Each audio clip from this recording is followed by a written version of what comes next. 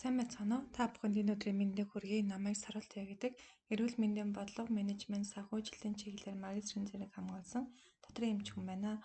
За өнөөдөр би та бүхэнд 2025 оны 9 сард ОМ-ийн семинарт зохион байгуулагдсан Medical Informatics семинарын Стефен Проктор профессорын тавьсан илтгэл болох Human Factors буюу хүний хүчин зүйл сэдвлэгцийг та бүхэнд орчуулан хүргэх болно.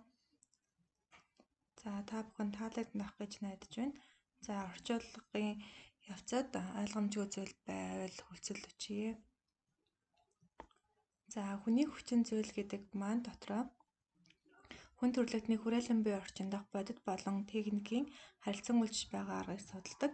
За жишээлх юм бол бидний одоо сууж байгаа сандал ширээ, за дээрэс нь ханы өнгө, шалын өнгө гих зэрэг нь бүх нөлөөлж байгаа. За тэгэхээр энэхүү шинжлэх ухааны гол зорилго нь хүний хүслийг хамгийн дээд түвшинд хүргэхийг зорж байгаа шинжлэх ухаан юм аа. За human factors дотор би тэгээд empathy science буюу хүнийг ойлгож харилцах, хүнийг тухайн хүний оронд өөрийгөө тавьж ойлгох. За human systems буюу хүний систем. За тэгээд хүний гүйцэтгэл гэсэн огтхонуудыг авч үздэг байгаа. За human systems буюу хүний систем дотор хүн болон системийн бүрэлдэхүүн хэсгүүд хоорондын харилцан үйлчлэлийг хэлж байгаа. За үүнийг юу гэж хэлж байна вэ гэхээр зэрэг тухайн хүн за ямар нэгэн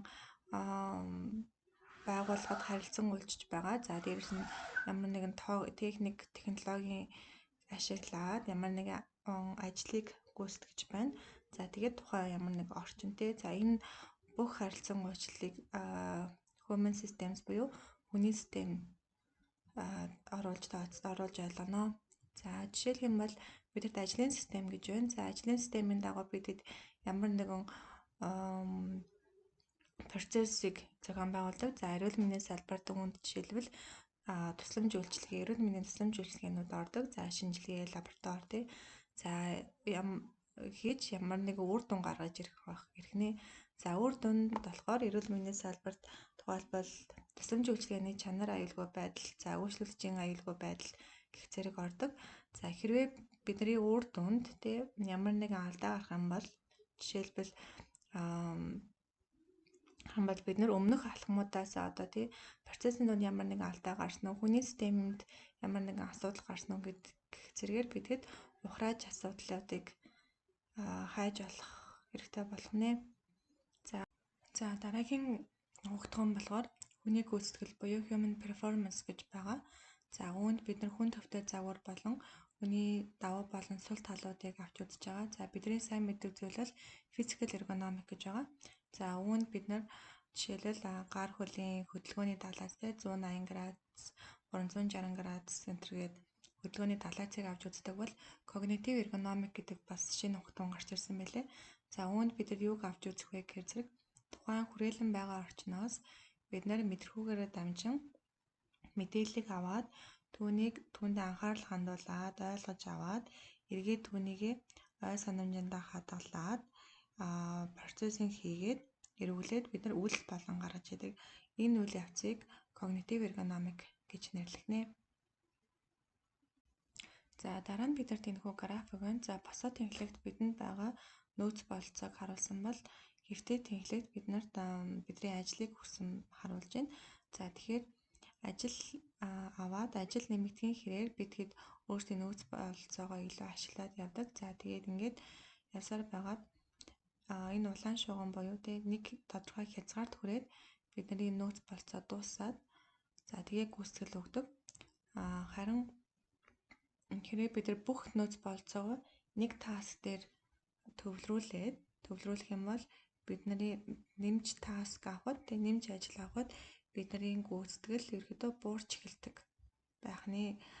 Тэгэхээр энэ хүний хүчин зүйл гэдэг зүйл маань юу хийх вэ гэхээр зэрэг хүний гүйцэтгэлийг хамгийн өндөр түвшинд бидний хүрэх чадахгүй байгаа нөөц бололцоог илүү их ашиглах энэ аргыг зааж өгнө гэсэн үг. За энэ spare capacity буюу энэ хоосон цаг нөхөх шаардлага гарч ирэх нь ингэснээр бид нар алдаагүй ажил нь ялангуяа эрүүл мэндийн салбарт алдаа гаргана гэдэг бол өөрөө хүний амь настай холбоотой байдаг.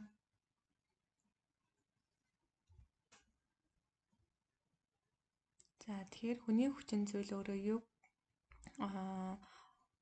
толгуурлаж байгаа вэ гэхээр зэрэг зөв зүйлийг хийхэд амархан бай, буруу зүйл хийх нь боломжгүй байя гэдэг гол уриандор байгаа гэсэн үг. За тэгэхээр бид нар хүний хүчин зүйлсийг ашиглан хүний бүтээмжийг хэрхэн сайжруулах вэ гэхээр зэрэг эхний алхам нь recognition гэж байгаа. За таних нь эргэн санах, ялваа зүйлийг эргэн санахаас илүү амархан байна гэсэн. Тэгэхээр юу хийх нь хараад ойлгомжтой. Бид нар заавал өмнө нь юу болж исэн бэлээ гэж өмнөх дурсамжаа эргэж санахгүйгээр хараад хийх зүйл нь ойлгомжтой. Тодорхой байвал илүү хүний бүтээмжийг дээшлүүлж болно гэж байгаа. За жишээлбэл affordance гэж байна. За үүний би болцоо олох гэж орчуулсан байгаа. За энд хаалга хардж байна тий. За энэ хаалгыг бид нар татах ёстой юу? Түлхэж онгойлгох ёстой юу? Та бүхэн юу гэж бодож байна?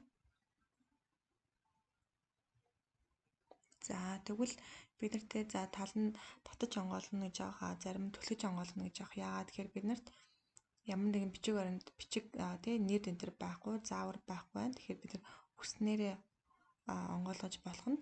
За тэгвэл ингэ бичсэн байвал яг push.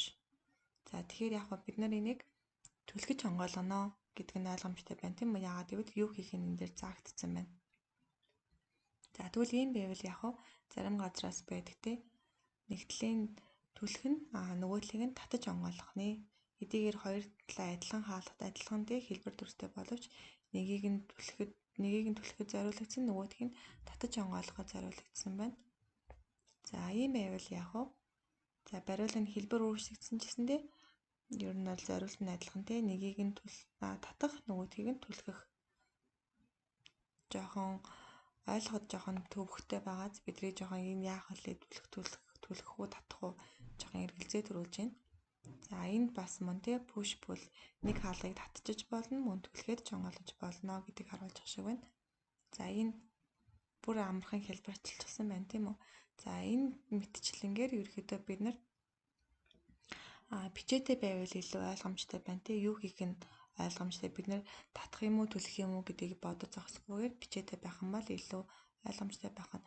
За тэгвэл энийг бид нар илүү ойлгомжтой байдлаар яаж үлгэх вэ гэхээр зэрэг татах газраа бариултай түлхэх жонгоолох хэстэй бариулгүй те тэгэх юм бол шууд энийг түлхээд онгойлгоно гэдэг нь хараад ойлгомжтой юу хийх нь тодорхой бариулах юм бол татаж онгойлгоно гэдэг хараад л юу хийх нь ойлгомжтой тодорхой байгаад байна гэсэн. Тэгэхээр иймэрхүү байдлаар бид нар үнийг гүйцэтгэлийг илүү цаг хэмнэсэн ухаалаг байдлаар үнийг төөрөлдүүлэхгүйгээр хийж болох нэ.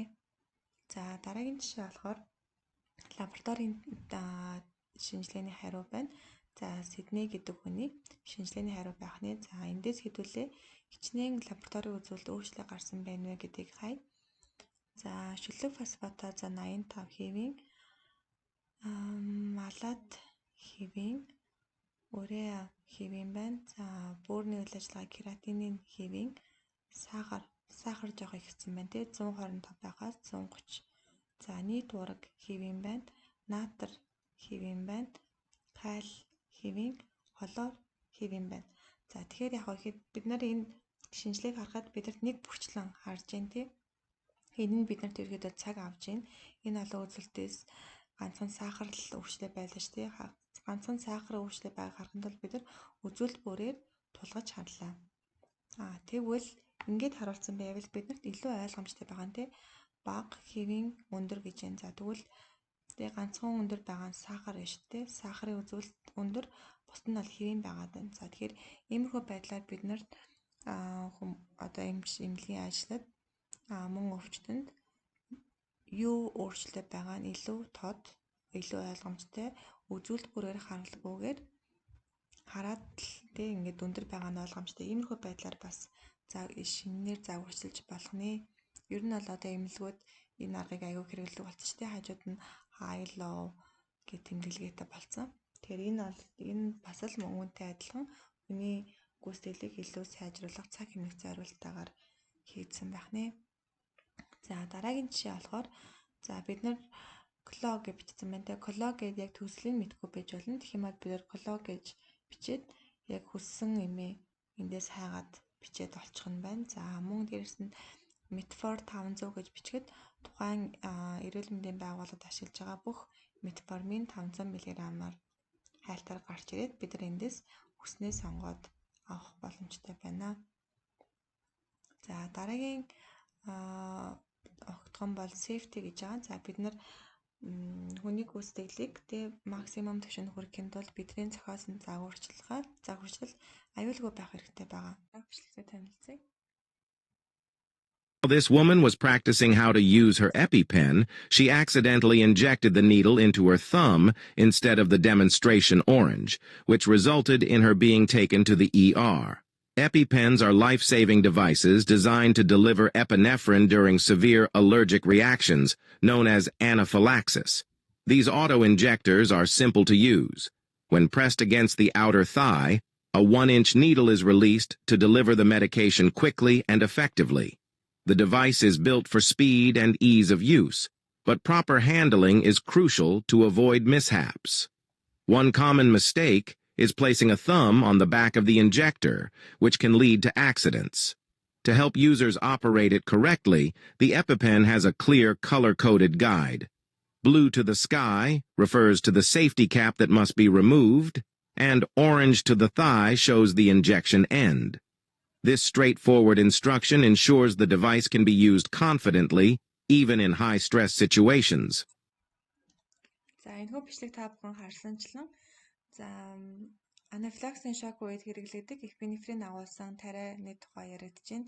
За энэхүү тариа болохоор зэрэг цэнгэр тагийг нь аваад тариа тарих хэсэгтээ улаан зүг тавиад за тэгээд тарих хэвээр байсан. Гэвч тухайн хүн яаж хэрэглэсэн бэ гэхээр зэрэг буруу талаар нь хэрэглэсэн тийм үү, зүгээ буруу талаар нь барьсан. Бидний өмнөх туршлагуудаас юу авсан байдаг вэ гэхээр зэрэг ямар нэгэн аюултай зүйлийг бид нар таглаа тий бөглөөгөөр таглаж идэг. Тэгэхээр зэрэг энэ хүн юу гэж бодсон бэ гэхээр зэрэг энэ таглааг авангууд ямар нэгэн зүв гарч ирнэ гэж бодоод энэ цэнгэр тагтай хэсгийг нь тарих талбад тавиад шар хэсэг дээр нь хурууга тавиад зүгээ ашигласан тийм үү. Энэ мэдчлэн бидний өмнөх авсан туршлагуудаас арай өөр болоод ирэхээр бид нэр эргээд алдаа гаргаж ирэхдээ тэр талаар сайн мэдгүй байх тохиолдлууд гарч ирж байна. Тэгэхээр хэр олон хүмүүс одоо яаралтай тохиолдолд аюулгүй зааварчилгаатай танилцдаг вэ? Та бүхэн шинэ бараа материал авахаараа түүнийхээ хэрхэн ашиглах заавар зөвлөмжийг уншиж танилцдаг уу? Зарим нь бол тийм гэж авах, зарим нь бол үгүй гэж авах. Гэтэ ихэнх тохиолдолд бид нар яар сандарсан үед 1 2 3 дугаар энэ шат болгоныг бид нар анхаар суугаад авах зав бол байхгүй. Энэ бол яаралтай тохиолдол байдаг шүү дээ. Тэгэхээр ерөөхдөө альва зүйлсийг бид нар өмнө мэддэг зүйлсээ хараад юу их нь ойлгомжтой байвал илүү тодорхой байна гэсэн утгыг авахулж байгаа юм. За тэгэхээр хэрэв ямар нэгэн алдаа гарах юм бол бид хэд илүү их нөгөө бичиг баримт чанарын алба гэхээсээ илүүгээр ажлын дараалалд ерөөхдөө яг ямар байна вэ гэдгийг эхлээд ухраагаад нэг бодоод үзэх хэрэгтэй байгаа шүү гэдгийг энэхүү safety буюу аюулгүй байдал гэдгээр анхааруулахыг хүссэн байна. За дараагийн жишээ болохоор зэрэг бид нарт шампу ангижруулагч 2 байна. За энэ тохиолдолд бид нар яг адилхан бичгтээ зөвхөн энэ жижигээр бичигдсэн л шампу кондишнер гэж бичсэн байна. Энэ мэтлэнгээр ихдээ харахад адилхан харахад адилхан байгаад байгаа. Гэтэл хоёр өөр үйлчлэгээтэй зүйл тий. Бид нар ингээл одоо усанд орж явахдаа яарсан үедээ шампу авахдаа тий аль нь шампу аль нь кондишнер вэ гэл ялгаж харах хэрэгтэй болдог. Энэ надад ч гэсэндээ тохиолддог. Зарим нэгсүүд авсан шампу кондишнер юм яг адилхан хэмжээс авалгаатай. Зөвхөн одоо нэг бичсэн нэрэн л өөр байдаг. Тэгэхээр усанд орж явахдаа би бол ялангуяа за аль нь шампу нэлээ гэж бүр харж явахгүй бол андуураад кондишнер хэрэглэгч тохиолдлууд бас байгаад байдаг. За энэ мэтчлэнгээр анаахын салбарт ч гэсэндээ энэхүү алдаанууд энэхүү үйлдэлүүд давтагдсаар байдаг. За нэгэн жишээг дурдах юм бол гепарины хэрэглээг геплок гэсэн хоёр эмийн тариа ерөөхдөө адилхан флаконоор агуулсан. Гэхдээ тун нь ялгаатай байгааг харагдаж байна. За энэхүү хэрэглээг андуурч хэрэглэснээсээ болоод хүүхдүүд нас барсан 3 тий нэрээ эндсэн тохиолдол байна.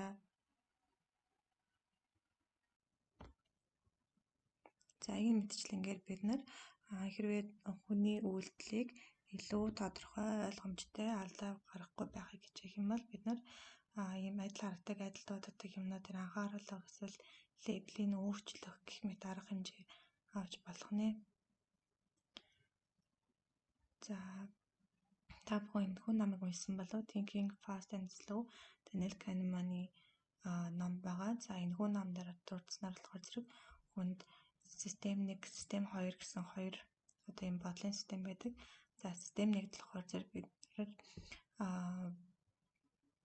ямар нэгэн зүйлд хурдан хариу өөрийн зүүн совингоороо хариулт өгдөг байгаа. За үүнд хэвчлэн биднэрт захирагддаггүй эмоц хэлбэрээр гардаг. За тэгээ биднээс бага хүч хөдөлмөр шаарддаг байгаа. Хэвчлэн бид нар дадал зурагчлаараа өмнө нь одоо тулгарч байсан дурсамжаараа бид нар жишээ аваад ямар нэгэн зүйлд шууд хариу өгдөг бол систем 2 нь илүү удаан, илүү бодож, илүү логикт дараалтайгаар илүү ухаалаг байдлаар бид шийдвэр гаргахыг шаардаж идэг. За энд ямар зүйл тохиолдог вэ гэхээр зэрэг хэвчлэн одоо хүнд таск те хүнд бодох хэрэгтэй, хүнд бодлого ч юм уу те энэ тохиолдолд бид нар сайн бодож хариу үзүүлдэг бол систем 1-д болохоор бид нар ямар нэгэн аюул тулгалаа гэхэд бид нар одоо могой байлаа гэхэд бид нар могой ангил яралтай холдох ч юм уу те энэ тохиолдолд бид нар эмоцоор буюу систем 1-ээр бид нар хариу үзүүлдэг байдаг бахны.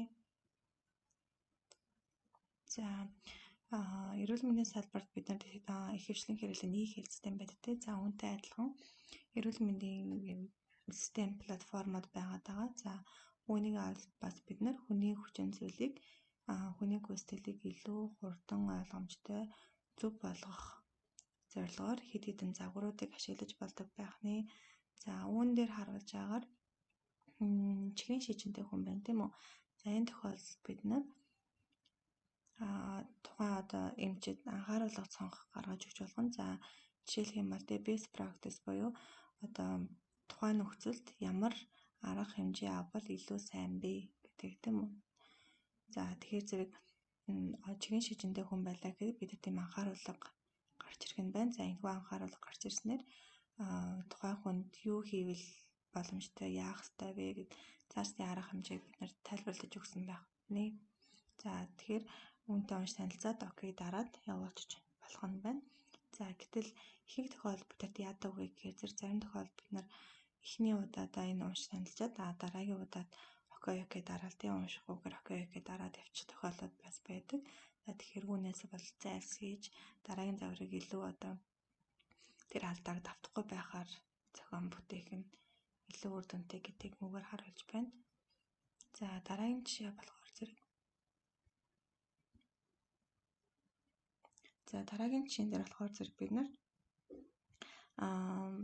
эргэлтээр ирсэн хүмүүст зориулсан анхааруулга самбар байна. За үүнд болохоор зэрэг халдвар хамгааллаас үржилсэн сэргийгний тулд бид нар халаад өмсөх ёстой, маск зөөх ёстой, бэлий зөөх ёстой анхааруулсан харагдаж байна. За тэгвэл энэ загварыг илүү ойлгомжтой загварлаг болгохын тулд иймэрхүү байдлаар дахин загварлсан байна. За үүнд болохоор зэрэг эхлээд халаад өмсөн, дараа нь маска, дараа нь гараа авах, дараа нь бэлийг өмсөх гэдэг босоо байдал одоо энэ хэвтэй байдлаар ингэж харуулснаас босоо байдалд оруулаад дугаарлсан нь бидэд илүү ойлгомжтой байна тийм үү. Эхлээд яах ёстой гэдэг нь тэс дараагаар харагдаж байна. За иймэрхүү байдлаар бид нар ямар нэгэн анхааруулга санамжийг мөн хүнд ойлгомжтой байдлаар илүү тодорхой энгийн ойлгоход амархан байдлаар бид нар загварлаж болох нэ гэдгийг харуулж байна. За та бүхэн харж байгаа бах өнгөн өвшөд байгаа цэнхэр өнгөн өвшөд байна. За үүн дээр багш маань юу гэж тайлбар өгч ирсэн бэ гэхээр зэрэг за цэнхэр өнгөөр ингээд энэ анхааруулга яваад уудсан. Тэгэхээр хүмүүс цэнхэр өнгөтэй гэдэг нь бол нүдэн туссан цэнхэр өнгө ингээ харангуудаа эн чинь нэрээ халдвар хамгааллын дэглэм харуулж байгаа штэ гэд нөхөн туссан байдаг учраас тэр анхаарлыг тэр ой санамжийг алдагдуулахгүй тулд адилхан цэгэр өнгийн дэвсгэр дээр ашигласан юу гэлөө сайжруулсан бэхээр зэрэг халдвар хамгааллын дэглэмийн дарааллуудыг илүү ойлгомжтой гаргаж өгсөн байгаамаа.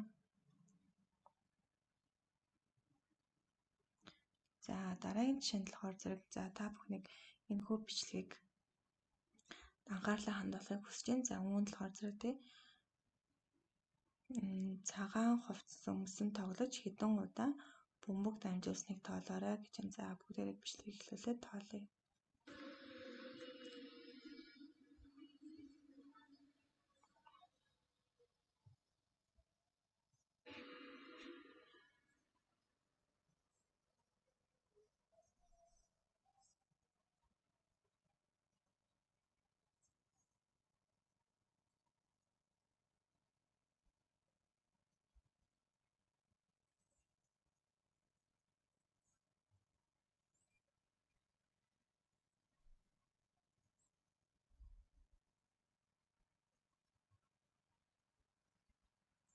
За 16 удаа дамжуулсан гэж байна. Тэгээ та бүхний тоотой адилхан байна уу?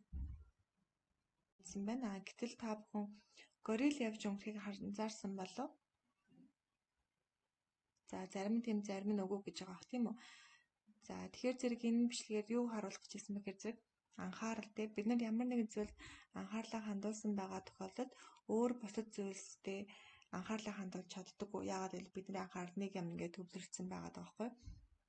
Гэтэл энэ өөрөө хувь хүний онцлог хүний л нэг хүчин зүйл байгаад байгаа. Тэгэхээр зэрэг бид нар дараагийн загварчлалдаа энэ хүний анхаарал гэдгийг авч үзэх хэрэгтэй байгаа юм аа гэж харуулж байгаа юм. За гориллаас гадна хөшигний өнгө өөрчлөгдсөнийг анзаарсан болов? Улаанаас шар өнгө рүү болгож өөрчлөгдсөн байгаа. За дээрэс нь нэг хар цамцтай нэг тогтогч алга болсон байгаа. Тэгээ энэ мэтчлэнгээр ерөөхдөө бидний анхаарал бид нар нэг зүйлд анхаарлаа хандуулахаар зэрэг өөр хүчин зүйлсүүдэд анхаарлаа хандуулж чаддгүй ингээд алдаа гаргах тохиолдол байдаг шүү гэдгийг энэхүү бичлэгээр харуулж байгаа юм. За хэдүүлээ энэхүү компьютер томографийн зургийг харъя. Эмгэг зүйл нь хаана байгаа юм болоо?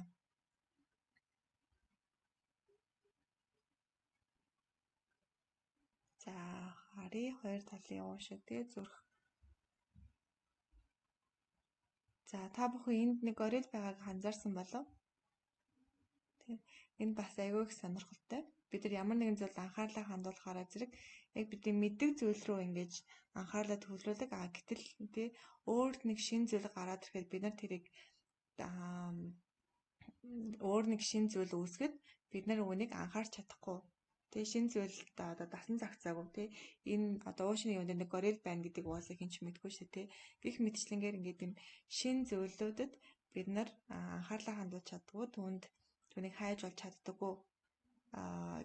чаддгүй гэдгийг энэ хөө бичлэгийг харуулж байгаа юм. Тэгэхээр зэрэг энэ болгон дээр бид нар анхаарлаа хандуулаад дараагийн загварчлалыг илүү хүний хүчин зүйлүүдийг мэдээд шин загварчлуудыг одоо хүний алдаа гаргахаас сэргийлэх хэрэгтэй юм а гэдгийг өнөөгөөр харуулж байгаа юм.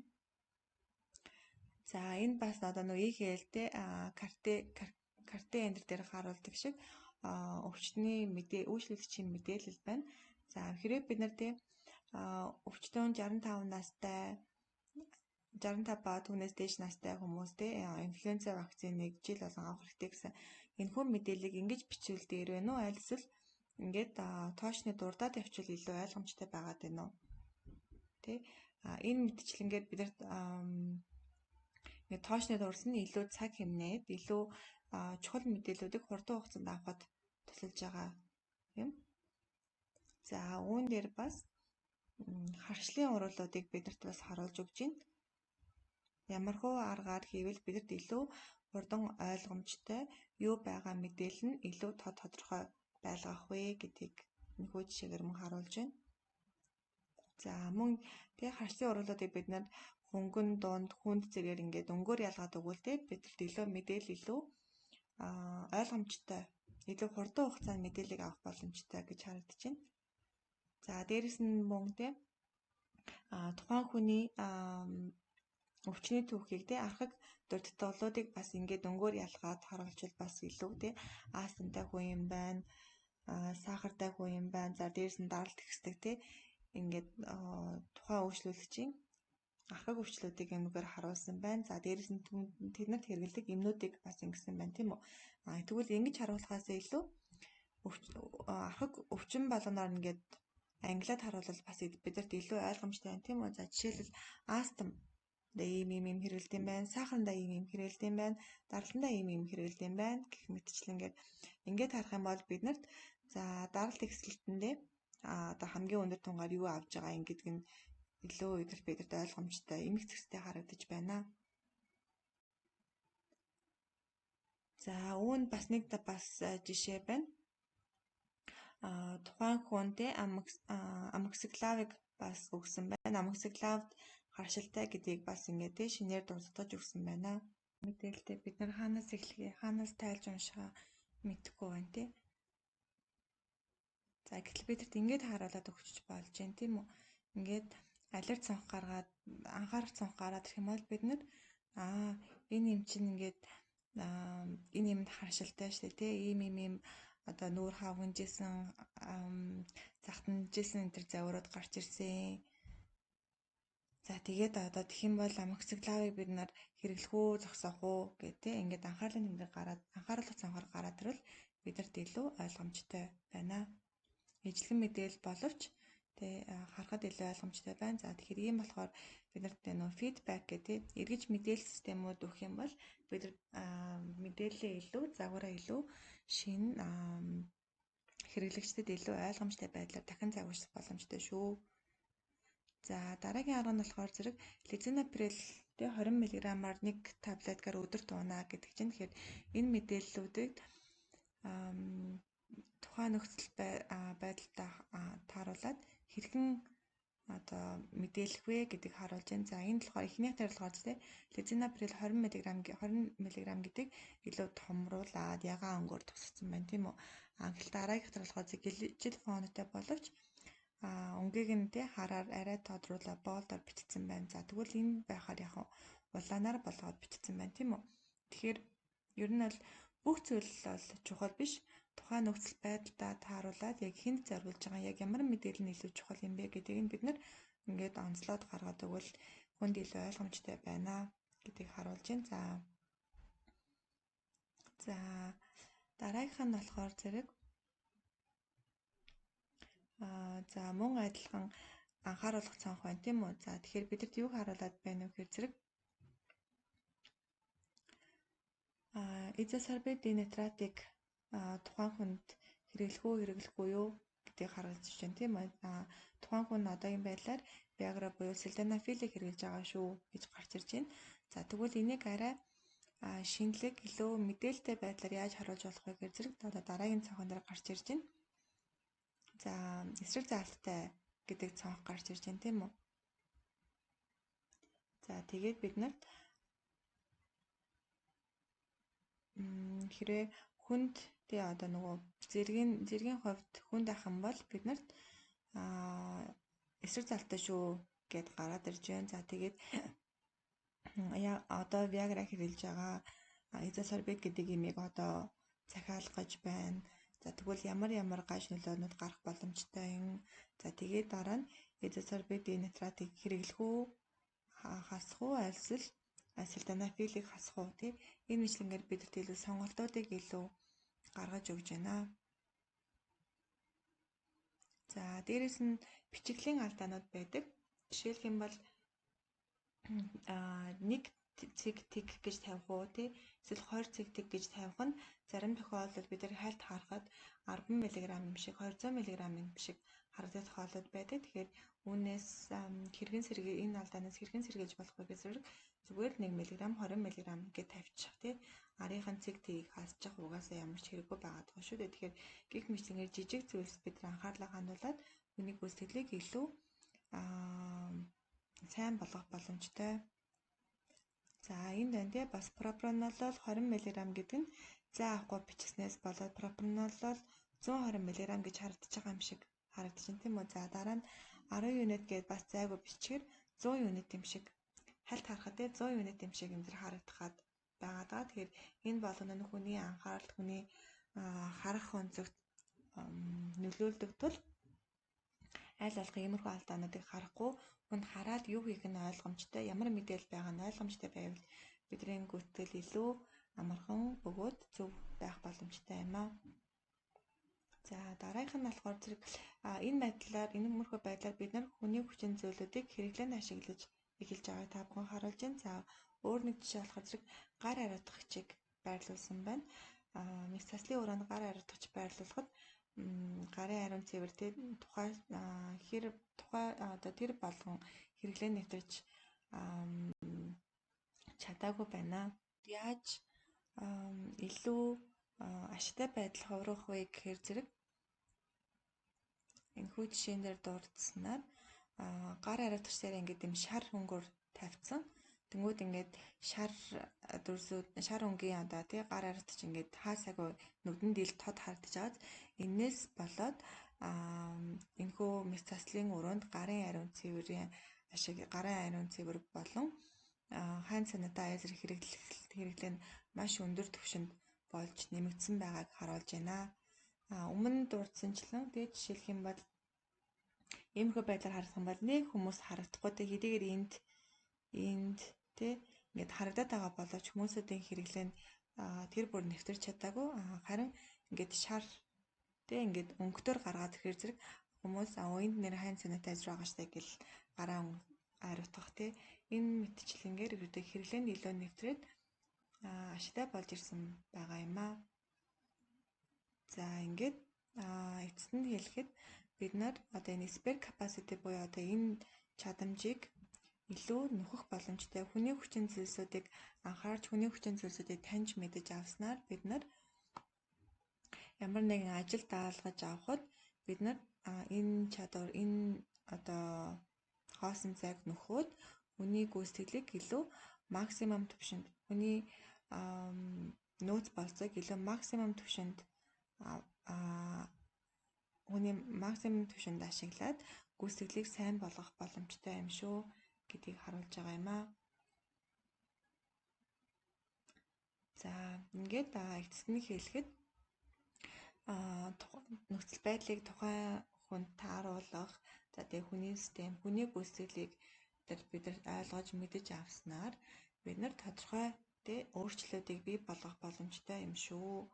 За ажлын байран дээр олон ийм заавар зөвлөгөө эдрийг бид нар өөрчлөх боломжтой. За тэгэхээр ажлыг төсөөллөөр хийх биш, тухайн ажлыг хийцэн байхаар бид нар тухайн загварчлалыг бий болгох боломжтой юм шүү. Тэр хүний хүчин зүйлүүд хүн яаж боддог, хүн юу гэж боддог, хүний анхаарал хаана сарнидаг, хүний алдаа тогтолцоодыг ойлгож авч бид нар энийг гүйцэтгэлд нь хийхэд амархан хараад юу хийх нь ойлгомжтой болгож чадах юм бол бид нар гүйцэтгэлийг илүү их өндөр түвшинд хийх боломжтой юм аа гэдгийг харуулж байгаа юм аа. За ингээд та бүхэнд баярлалаа. Энэ ОМИ семинарыг зохион байгуулсан Монголын талаас зохион байгуулдаг болон Америк Вений хамтарсан энэхүү нийгэмлэгт үнэ талархалж байна. Энэ ерөөдөө миний 3 дахь семинар байгаа. Тэгээд байнга шинэ зүйлийг сурж, шинэ зүйлийг мэдэж авдаг. За тийм үүнийгээ та бүхэндээ шеэр хийж байгаадаа тун баяртай байна. Энэ удаагийн сургалт маань би Монгол охинтой явсан. Тэгэхээр илүү хантай, түшигтэй байсан. За тэгээд мөн ихтгэл тавьсан. Тэгээд энэ тавьсан ихтгэлдээ ч гэсэндээ Монгол охиноосоо дэмжлэг аваад яавал илүү хүмүүс хүргэх вэ зэрэг спортуудыг авсан байгаа. За ингээд та бүхнийг зөндөө олон эмч мэрэгчлэнүүдийг энэхүү сургалтанд хамрагдаасай, илүү олон зүйлийг мэдэж аваасай. Ингэснээр Монголын эрүүл мэнд анагаах ухааны салбар илүү хөгжөөсэй. Олон улсын мэрэгчлэнүүдтэй хөл нийлүүлэн алхаасай гэж хүсэж байна. За би өөрөө мөн эрүүл мэндийн эдийн засаг илүү их дуртай, сонирхолтой энэ талаар Монгол ямар нэгэн зүйлийг бас шинэлэг зүйлийг хийж бүтээхийг хүсдэг нэгэн байгаа. Ялангуяа юм зан авир хүний хүчин зүйлтэй холбоотой зүйлс их анхаарлыг манд татдаг. Тэгэхээр энэ талаар хэрэг та бүхэн ажиллах сонирхолтой, хүсэлтэй ямар нэгэн шинэ прожект хийхийг хүсэж ах юм бол let me know. Тэ хамтдаа шинэ зүйлийг хийж Монголын анагаахын салбарыг эрүүл мэндийн тусламж үйлчилгээг илүү хүндээ хүрсэн үйлчлэгээ болгоход хэдүүлээ хамтдаа хүчин зүтгэе. За ингээд анхаарал хандуулсан та бүхэнд баярлалаа.